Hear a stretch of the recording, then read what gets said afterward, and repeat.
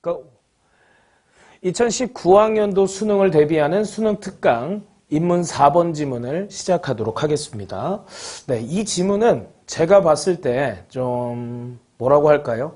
지문이 쓰여진 구조는 매우 쉽습니다만 이과 친구들은 이 지문이 좀 어려울 수도 있겠다. 왜냐하면 관련한 그 배경 지식이 없다면 쉽게 받아들이기 좀 어려워요. 그래서 그런 좀 단점이 존재하는 지문이고요. 그래서 여러분들한테 이 지문만큼은 제가 그냥 구조나 어떤 쓰기 방식을 탁탁 설명하면서 지나가기보다 조금 지문을 읽어가면서 이해시키는 식으로 진행이 될 거고요. 이와 비슷한 지문은 2002학년도 수능에서 나왔던 플라톤의 철인론을 바탕으로 하는 지문도 역시 비슷한 배경식을 가지고 있었습니다. 그래서 여러분들이 그런 지문들을 좀 같이 보면 좋을 것 같은데, 근데 철인론 지문은 지문 자체가 너무 어려워요. 네, 지문 자체가 쌀데기 없이 어려워요.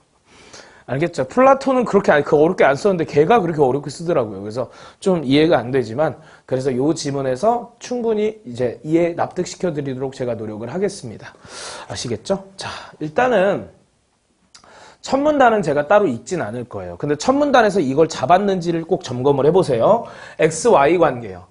그러니까 홉스가 사회계약이라는 것을 얘기했는데, 사회계약이라는 것은 자신의 자연권을 모두 양도하는 것이다.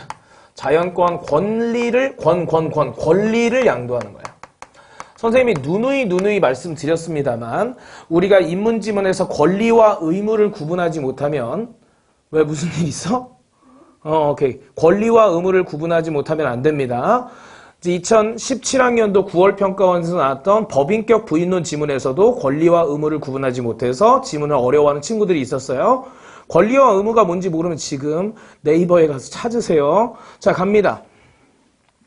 자신의 권한을 양도하는 계약을 합니다. 그들의 목적이 뭐냐면 자연 상태를 해소하기 위해서예요. 그럼 자연 상태라는 것이 뭐냐? 투쟁 상태입니다. 투쟁 상태.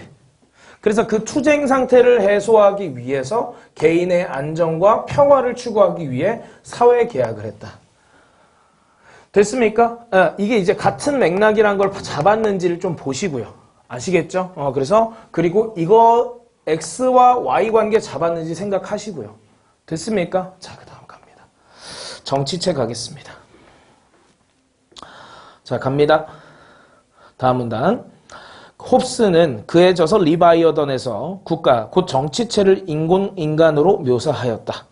홉스에 따르면 이 인공인간은 개인을 자연상태로부터 보호하고 방어할 목적으로 만들어졌기 때문에 자연인보다 훨씬 몸집이 크고 힘이 세다. 우리가 지금 보는 것은 핵심이 뭐냐면 이 정치체이고, 이 정치체 인공인간이고, 그것이 사회계약과 연관이 되어 있다는 사실을 인지하시면서 이 친구의 특성도 그러면 아셔야겠죠. 그죠? 몸집이 크고 힘이 세다. 됐습니까? 자, 그 다음에 다음 갑니다. 국가의 주권은 인공인간의 전신에 생명과 운동을 부여하는 영혼이고, 뭐라고요? 주권은 영혼이래요. 생명과 뭘 부여한다? 운동을 부여한대요. 그러면 영혼이 있기 때문에 움직일 수 있다는 거죠. 그 다음에 각 부장관과 관리는 관절. 그래서 뭐 무슨 부 뭐 이런 거 있잖아. 산과 벌은 인공인간의 관절과 모든 관절과 사지를 주권자와 연결시켜서 그 의무의 수행을 위해 움직이도록 하는 신경이다. 그러니까 얘와 얘를 연결시키는 게 산과 벌이다. 그러니까 우리가 생각을 해보자고. 잘하면 상을 받고 못하면 벌을 받잖아. 그것 때문에 뭐 하는 거야? 그것 때문에 얘네들이 제대로 움직인다는 거지. 관절이라는 게. 그 다음에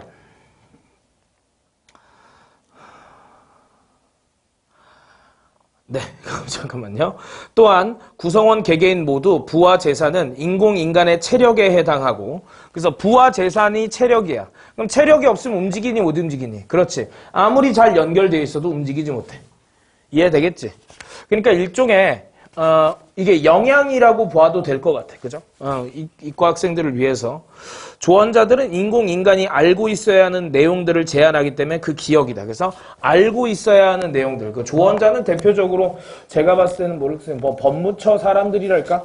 아니면 뭐 그죠? 더 나은 제도를 위해서 만드는 뭐 국회의원 같은 사람들이 이 조언자에 해당하는 것 같습니다. 그래서 어찌됐건 이 5가지가 중요한 거야.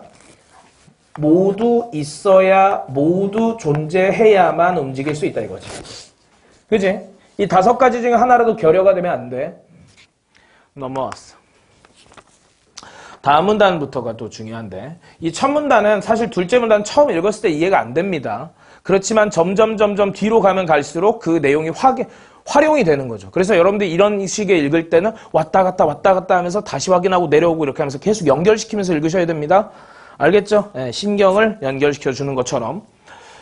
홉스에게 정치체, 즉 인간을 움직이게 하는 것은 주권이다. 홉스는 주권이 정치체를 작동하는 인공적 영혼이라 보았는데 여기서 주권을 두뇌가 아니라 영혼에 해당한다고 설명한 점에서 주목할 만하다. 그러면 두뇌와 영혼이 다르다는 얘기네요. 그럼 어떤 점이 다른지 빨리 생각해야지, 그지? 무슨 코드야? 대립. 맞니? 자, 그럼 가보자. 자, 두뇌는 단지 신체의 일부일 뿐 그것의 작용이라 할 수 있는 것은 영혼이고 사회계약을 통해 개개인의 일반 의지를 묶은 하나의 단일 의지이자 인공인간을 작동시키는 핵심으로서 국가의 주권은 인간의 영혼에 대응된다고 본 것이다. 자, 그럼 보세요. 두뇌는 신체의 일부일 뿐이야. 그래서 그것의 작용이라 할 수 있는 것은 역시 영혼이에요. 그러면 두뇌는 신체이고 영혼은 그죠? 정신인데 이 신체를 움직이는 것은 누구에 의해서다? 영혼에 의해서다라는 거예요. 그죠? 이게 이제 이 사람의 생각의 기본 기저인 거죠, 기저. 전제야, 전제. 그래서 자, 봐봐. 영혼이고 사회계약을 통해 개개인의 일반 의지를 묶은 하나의 단일 의지이자 인공인간을 작동시키는 핵심으로서 국가의 주권은 그러면 이것이 뭐다?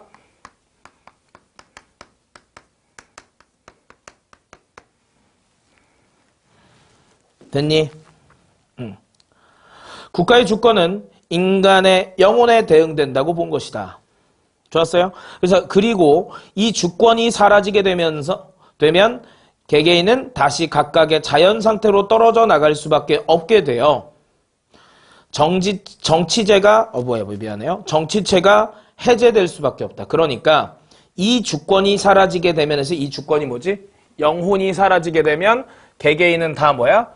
떨어져 나가. 그렇다는 것은 함께 모였던 통합체였던 정치체가 뭐가 되는 거지? 해체된 자 이거지. 그치? 이 영혼이 다시 한번 이 영혼이 제가 다른 색으로 쓸게요.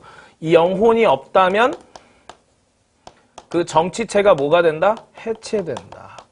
라는 얘기를 한 거예요. 요걸 이렇게 여러분들이 앞쪽에서 쓰였던 단어로 환원시키셔야 됩니다. 여러분들은 수없이 많은 정보를 기억할 수 없으니까 문맥에 의해서 환원하는 연습하셔야 되고요. 자, 네 번째 문단 중심성입니다. 역시 이 영혼, 정신, 단일의지와 똑같은 말처럼 중심성도 똑같은 말이 여러 개가 나와요. 그런데 여러분들한테 제가 또 말씀드리는 거, 똑같은 말이라는 걸 아는 것도 중요하지만 이것이 왜 똑같은 말인지 이해를 하셔야 돼요. 그러니까 그런 이해를 위해서 어쩔 수 없이 배경 지식이 필요하다고 말씀드렸어요. 그러니까 지금 이 지문을 읽는 것은 단순히 지문을 읽는 게 아니라 배경 지식을 얻는 거예요. 선생님이 자꾸 이런 얘기 왜 하시나요? 제가 생각하기에 올해 철학 지문에서는 종교를 토대로 하거나 아니면 두 번째로는 국가가 하나의 인간처럼 생각하는 걸 플라톤의 철인론부터 시작됐거든요. 그래서 그와 관련한 지문들이 나올 것 같아요. 왜냐면 여태까지 계속 인간의 본성 지문만 나왔었는데 이제 EBS가 이런 새로운 시도를 하기 시작하면서부터 역시 그것이 따라갈 것 같아. 그래서 이런 거 한번 생각을 해봅시다. 이와 같은 홉스의 정치체 논의에서 중요한 것은 중심성이다. 네 번째 문단 가고 있습니다. 홉스는 청교도 혁명으로 혼란스러웠던 당시의 무질서한 상태를 종식시킬 신과 같은 절대적 권위가 필요하고 그 절대적 권위는 개인들의 양도를 통해 대리인에게 부여할 수 있으며 대리인은 그 부여받은 그 권위를 무제한으로 휘두를 수 있다. 네, 그러면 바로 중심성이라는 이 말과 사실 같은 말이 뭐가 되겠습니까? 절대적 권위. 제가 수업 시간에 말씀을 드렸습니다만 절대적이라는 것 말 자체에서 우리가 뭘 잡아야 된다? 변화할 수 없다. 꼭 기억하셔야 됩니다. 자, 그 다음에 여기 절대적 권위와 함께 우리가 꼭 생각해야 되는 게 뭐냐면 여기에서 그런 대리인이 존재한다. 그렇기 때문에 그 대리인을 중심으로 움직이겠다는 생각이 드셔야 됩니다. 그렇습니까? 오케이, 좋아요. 그 다음에 홉스는 그 대리인은 부여받은 그 권위를 무제한으로 휘두를 수 있다고 보았다. 홉스는 이렇게 사회 구성원 개개인의 통치 권위를 양보받은 대리인이 근대국가다. 그러면 이 근대국가 역시 또 뭡니까? 같은 말이죠. 그죠? 똑같이 네모를 치셔도 좋습니다. 세모를 치셔도 좋고요. 알겠죠? 그렇지만 서로 밑줄 이렇게 서로 이렇게 똑같은 밑줄을 그어놓고 다 좋은데 중요한 것은 같은 맥락이다. 무슨 얘기다? 대체할 수 있다. 선지에서. 이해되겠어? 중심성이란 말 대신에 근대국가를 써도 중심성이다. 이렇게 생각해야 된다고. 자, 다음에 갑시다. 이때 중심성은 국가란 정치체로 움직이는 중심의 원동력인 군주의 절대적이고 막강한 주권이며 개인은 그 권위에 절대 복종해야 한다는 것을 의미한다. 홉스는 군주의 이와 같은 주권이 군주가 원래 가지고 있던 힘이라기보다는 자연상태 개개인들 간의 사회적 계약을 통해 양도받은 권위이다. 그래서 요 말과 근대국가의 군주랑 역시 또 같은 것이고 양도받은 권위이다. 역시 같은 말이고. 됐습니까? 리바이어던에서 언급된 인공인간은 홉스의 철학의 핵심으로 이전의 정치체 논의에서 정치 공동체를 인간의 신체와 정신에 비유하여 마치 생명체와 같은 조화로운 유기체로서의 특징을 강조하던 방식과 다르다. 그러니까 여기에선 이거를 뭘로 생각했다고 했냐면 유기체다. 그럼 유기체라는 것은 뭐다? 기능이 서로 연결되어 있다. 똑같은 기능을 지니고 있어서 그것이 서로 연결되어 있는 거예요. 자, 그러면 유기체. 그럼 다시 한번 볼게. 뭐랑 뭐가 연결된 유기체야? 인간의 신체와 정신.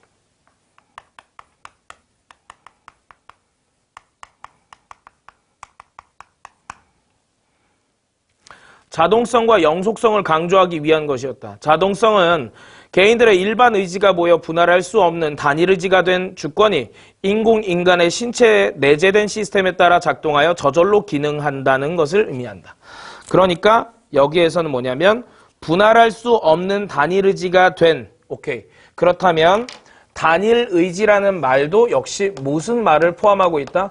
분할할 수 없음을 포함하고 있다는 걸 여기서 또 생각하셔야 됩니다. 쉽지 않죠? 그렇지만 생각해낼 수 있어야 합니다. 알겠죠? 인공인간의 신체에 내재된 시스템에 따라 작동하여 저절로 기능한다. 그렇지? 저절로 기능한다.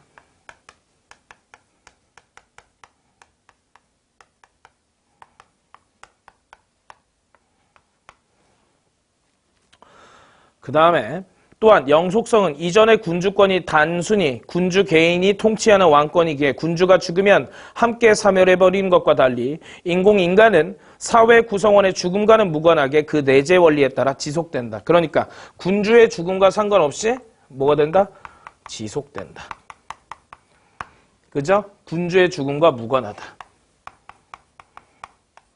이 얘기를 하고 싶었다. 그러니까 기존에는 여기에서 이 유기체가 중요한 게 아니란 걸 생각해 볼 수 있어요. 그러니까 기존에는 뭐가 없었다는 얘기를 하고 싶었던 거야. 이런 영속성이 없었다. 기존에는 뭐가 없었다? 이런 자동성이 없었다. 그런데 생겼다. 이렇게 봐야 돼. 그냥 기존에 여기에선 뭐가 있었는데 그러면? 기존에 군주가 있었다고 앞에 얘기했잖아. 그럼 군주라는 것은 홉스 이전의 군주는 뭐였어? 자동성과 영속성이 없는 존재. 이렇게 가야 돼. 알겠습니까? 이거 생각해야 돼. 그 다음 6번 한계와 가치인데 한번 보자. 홉스의 이론은 절대 권력을 옹호하는 입장으로 받아들여지면서 절대 왕권의 통치 방식을 정당화하는 중세적인 사고의 틀에서 완전히 벗어나지 못했다는 한계를 지닌 것으로 평가받는다. 자, 그러면 한계가 있네요. 뭐다? 절대 왕권의 통치 방식을 정당화했다. 한계는 뭐다?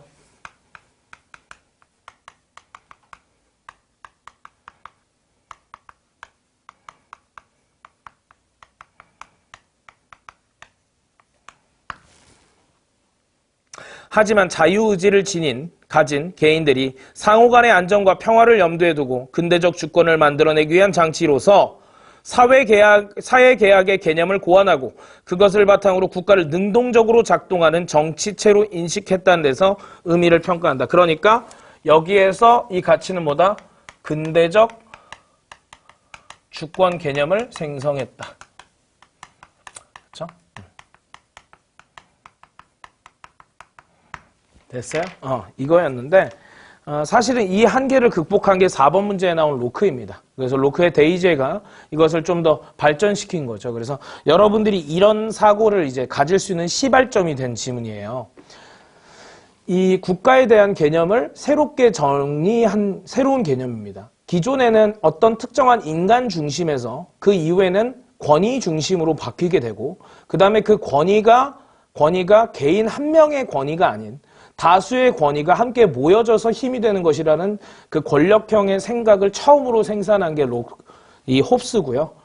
그것이 꼭 그렇다면 한 사람에게만 몰릴 필요가 있겠느냐라는 생각에서 나온 게 로크가 됩니다. 그래서 이런 식으로 계속 발전하는데 이 지문이 관련된 지문들이 꽤 많기 때문에 이런 것들을 제가 한번 정리하는 시간이 있을 것입니다. 자, 이제 문제 풀러 가도록 하겠습니다. 1번. 윗글에서 언급된 홉스의 견해로 적절하지 않은 것은 1번입니다. 국가를 통치하기 위해서 강력한 절대주권이 필요하다고 보았다. 그죠? 아까 청교도 혁명으로 소란스러웠던 것을 한 번에 종식시킬 수 있는 절대적 권위가 필요하다는 이야기를 했었습니다. 중심성을 얘기할 때 논의했었죠. 사회적 계약을 개인이 자신의 자연권을 국가에게 양도하는 것으로 보았다. 그죠? 양도된 권위란 표현이 있었습니다.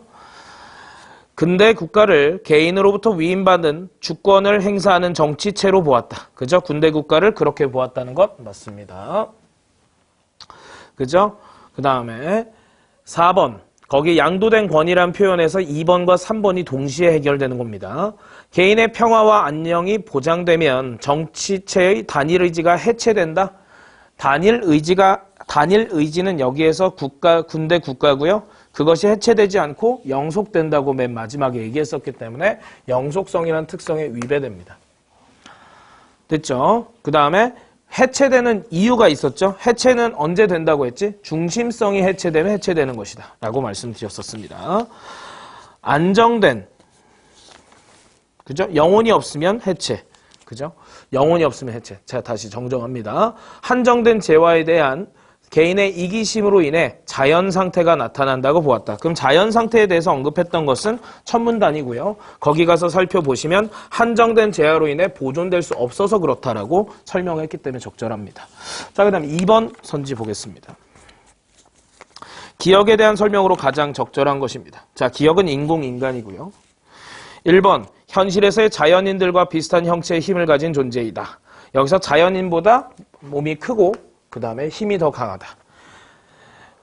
외부 요인에 의한 정치 공동체의 변화 양상을 중시하는 개념이다. 변화 양상이라고 하면 무언가 변화하는 것인데 절대적 권위란 표현에서 변화할 수 없음을 잡아내야 된다고 했습니다.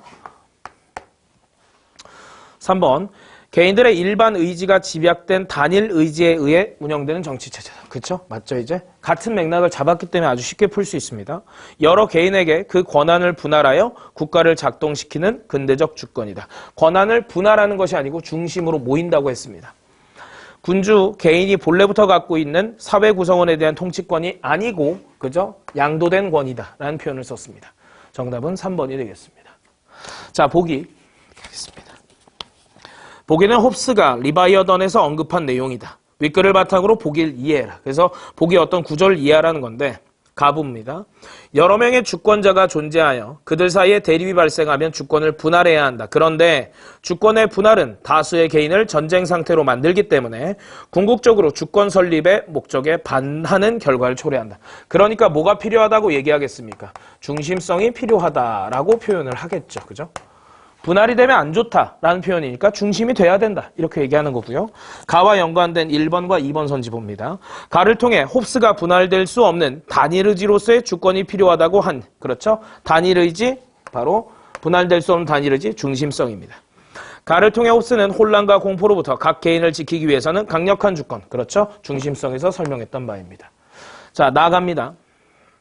인간이 법에 대한 복종으로 인해 받고 있는 최악의 불편이나 장애도 내전에 수반하는 비참함이나 가공할 재난에 비교해 볼 때 그리 대단한 것이 아니라 비교 대상을 잡으셔야 돼요. 법에 대한 복종, 그 다음에 복종이나 최악의 불편이랑 장애, 그 다음에 비참함, 전쟁으로 인한 비참함 비교를 했을 때 법에 대한 복종이 훨씬 낫다. 이렇게 얘기한 거죠. 훨씬 낫다. 그죠? 시옷받침 낫다. 그리고 본능적인 욕망이 강탈이나 복수로 치닫지 않도록 사람들의 손을 억제하는 강제력도 구심점이 되는 지배자도 존재하지 않은 인간들의 분열 상태와 비교해보면 그것이 대단한 것이 아니라는 사실을 사람들은 보통 생각하고 있지 않다는 말이다. 자, 그럼 보십시오. 뭐라고 했어요? 본능적인 욕망이 강탈이나 복수로 치닫지 않도록 사람들의 손을 억제하는 강제력도 구심점이 되는 지배자도 존재하지 않는 분열 상태를 비교해봐라. 그러니까 역시 이것 또한 무슨 얘기를 하는 것이냐면 중심성이 필요하다. 그 단일 의지와 중심성이 필요하다. 그러니까 나를 통해 홉스가 국가의 절대 3번입니다. 나를 통해 홉스가 국가의 절대 주권이 지닌 중심성이 중요하다. 맞습니다. 다를 통해 홉스는 국가의 주권자의 죽음과 무관하게, 그죠? 다를 보러 가야겠네요. 다 봅시다. 국가는 영원 불면의 절대자처럼 인간에게 평화와 방위를 지속적으로 보장해 줄 수 있는 지상의 신의 역할을 가장 잘 수행할 수 있는 통치 형태이어야 한다. 그러니까 지속적으로 보장해 줄 수 있는 이에요. 그러니까 얘가 강조하는 것은 영속성입니다. 그죠? 세 가지의 속성 중. 그래서 4번. 다를 통해 홉스는 국가의 주권자의 죽음과 무관하게 사회 구성원에 대한 평화 방위를 영속적으로 보장해야 한다. 그래서 영속성 맞고요. 5번. 다를 통해 홉스는 국가가 각 개인들의 바람을 들어주는 신과 같은 역할을 해야 통치 기능이 저절로 발현될 수 있다. 일단 개인들의 바람을 들어주기 위해서가 아닙니다. 목적이 뭐였었죠? 평화와 안녕. 그렇지? 그러니까 그리고 그것과 자동성은 인과관계가 성립되지도 않고요. 자동성에 대한 이야기도 아니었고요. 그죠? 그래서 5번. 자, 4번 가겠습니다. 4번의 보기에서 여러분들이 잘 보세요. 4번. 윗글에 나타난 홉스의 입장과 보기의 로크의 입장에서 비교를 했다. 됐니? 그럼 비교니까 뭘 찾아내야 되냐면 공통점과 차이점을 찾아내야 된다.